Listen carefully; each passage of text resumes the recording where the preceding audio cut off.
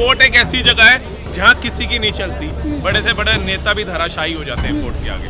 तो वहां जाकर के अगर ये अपने तीन जिनको स्वच्छ छवि का नेता बताते थे, मनीष सिसोदिया जी हो, संजय सिंह जी हो, सत्येंद्र जैन जी हो, तो उनको अगर नहीं निकलवा पा रहे तो कहीं ना कहीं दाल में कुछ काला है ना। ईडी को दोबारा इनको सम्मन भेजना है, 3-4 बार को भेज चुकी है, ये उसका अनादर कर रहा है। और जब कोर्ट की तरफ से आएगा तो ये मोदी का रोना शुरू कर देगा। जब लोग मर रहे थे, जलने के लिए शमशान नहीं मिल रहा था, उस समय ये अपना महल बना रहे थे, ये कहते थे हमारे पास ऑक्सीजन नहीं है, केंद्र ने मदद करी। आज जब इनको याद आया कि ये 100 करोड़ 125 करोड़ हिंदुस्तानी एक हो गए हैं और इनकी सत्ता भी जाएगी जैसे विपक्षियों की जा रही है, तो आज इनको घर घर सुंदरकांड का पाठ याद आ गया।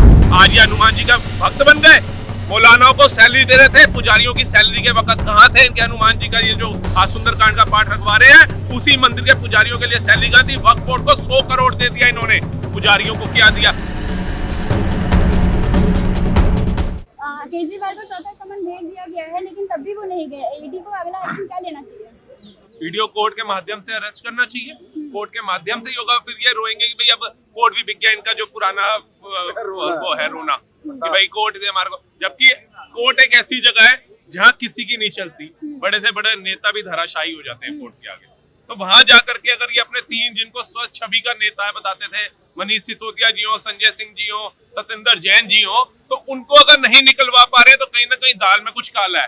3-4 बार इनकी जो खारिज हो चुकी है याचनाएं जो इन्होंने वहां पे बेल की करी थी, तो कुछ ना कुछ कोर्ट क्यों करेगी? अगर तुम्हारे पास इतना पैसा है, इतने अच्छे अच्छे वकील हैं, जहांगीरपुरी के अंदर जब रामनवमी में पथराव होता है तो विपक्ष उसके जो कल्प्रिट होते हैं उनके लिए आप वकील खड़ा कर देते हैं और 2 मिनट में उनको जमानत और बुलडोजर जो तोड़ रहे होते हैं वो रुकवा देते हैं। तो आपको अपने मंत्रियों के लिए एक अच्छा वकील नहीं मिल रहा। सबूत पेश करो, बोलो माय लॉर्ड भाई ये ऐसे ऐसे और इन्होंने धोखे से सरकार ने बंद कराया, तो कैसे नहीं छूटेंगे? 1 डेट पड़ेगी, 2 पड़ेगी, इतने साल थोड़ी ना लग जाते हैं। तो दाल में कुछ काला। और केजरीवाल को भी समझ है क्यों भाग रहा है, कभी एमपी भाग जाता है, कभी गोवा भाग जाता है। तो ये ईडी का निरादर कर रहे हैं ना। अगर मैं सच्चा हूँ तो मैं अपने वकील अपने साथ बिठाऊंगा और ईडी को कहूंगा आकर के भाई पूछताछ कर जो करनी है। मेरे चोर को चोर की उसमें कीड़े वाली बात होगी ना ये। तो केजरीवाल का नंबर लग चुका है। या तो ईडी भी अब समझ रही है कि ये ऐसा गुलेरीबाज नेता है ना, धोखे की राजनीति से ही सत्ता को हासिल किया। और इसको अरेस्ट अगर हमने अब करना है, ईडी को दोबारा इनको सम्मन भेजना है, 3-4 बार वो भेज चुकी है, ये उसका अनादर कर रहा है। और जब कोर्ट की तरफ से आएगा तो ये मोदी का रोना शुरू कर देगा। लेकिन वो तो आगे वो आरोप लगाते ईडी और केंद्र सरकार पे कि ये दोनों मिली भगत हैं लोगों की। तो उठा करके अब तक तो डाल देना चाहिए था अंदर। मेरे को तो नहीं लगता कि एक सम्मन के बाद दूसरे तीसरे की आवश्यकता थी।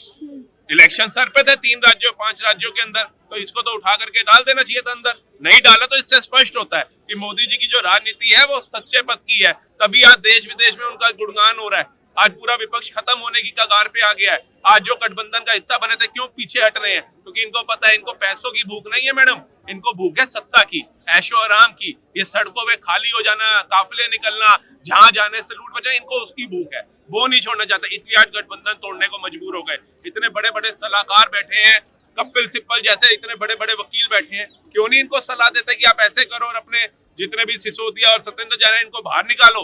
कहीं ना कहीं दाल में कुछ काला है कि उनके पास भी इसका क्या कहते हैं हल नहीं निकल पा रहा, तभी जेल में सड़ रहे हैं। अब जो ये कल्प्रिट करके बैठे हैं, पैसा हराम का जनता का खा के बैठे हुए हैं ना मैडम, टैक्स का चोरी का अपना मकान बना करके बैठे हैं, और वो भी उस वक्त में जब कोरोना काल से जनता जूझ रही थी, जब लोग मर रहे थे, जलने के लिए शमशान नहीं मिल रहा था, उस समय ये अपना महल बना रहे थे।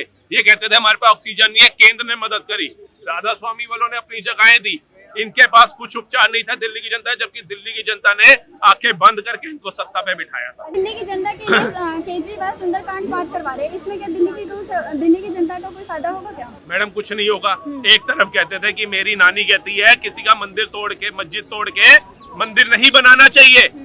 आज जब इनको याद आया कि ये 100 करोड़ 125 करोड़ हिंदुस्तानी एक हो गए हैं और इनकी सत्ता भी जाएगी जैसे विपक्षियों की जा रही है, तो आज इनको घर घर सुंदरकांड का पाठ याद आ गया।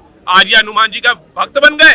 मौलानाओं को सैलरी दे रहे थे, पुजारियों की सैलरी के वक्त कहाँ थे इनके? हनुमान जी का ये जो आज सुंदरकांड का पाठ रखवा रहे हैं, उसी मंदिर के पुजारियों के लिए सैलरी का थी। वक्फ बोर्ड को 100 करोड़ दे दिया इन्होंने, पुजारियों को क्या दिया? हम कहते हैं हमें नहीं दिया, नहीं दिया मैडम, हमारी गली मोहल्लों की हालतें ठीक नहीं हुई छोड़ो, लेकिन क्या इन्होंने आज ये दिखावा दिखा रहे हैं कि अगर मोदी जी ने सनातन के लिए आवाज उठाई, तो मोदी जी ने अगर राम मंदिर के लिए आवाज उठाई है, तो वो 100 करोड़ 125 करोड़ ये भी देख रहे हैं कि 14 लाइन के एक्सप्रेस में भी मोदी ने दी है। आज घर घर उज्ज्वला योजना भी मोदी ने दी है, जहां झुग्गी वहां मकान भी मोदी ने दी है, वंदे भारत जैसी लग्जरी ट्रेनें भी मोदी ने दी हैं। आज विश्व गुरु जो माने जाते हैं बाइडेन, अमेरिका, रूस, जापान, चीन, ये सब नीचे हैं, आज हमारे से झुक के बात करते हैं, आदर से बात करते हैं, गले मिल के बात करते हैं, तो खुशी होती है। ये मोदी का सम्मान हो रहा है, ये 140-50 करोड़ जनता इनका सम्मान है। वो कहता है Modi is the boss, Modi का थोड़ा ना सम्मान हुआ, हमारे देश के प्राइम मिनिस्टर को, जिसको हमने सत्ता में गद्दी पे बिठाया, उसका सम्मान हो रहा है, तो हमारा सम्मान हो रहा है। तो ये किस किस से लोगों को मतभेद में बांटेंगे? ये जातिवाद में बांटने चले जाते हैं। ये जातिवाद में बांट के क्या करेंगे? लोगों ने दिखा दिया 3 राज्यों के अंदर कि अब जातिवाद नहीं चलेगा। अब देश की जनता इतनी जागरूक हो चुकी है कि उसको पता है उसका अच्छा बुरा भला क्या है।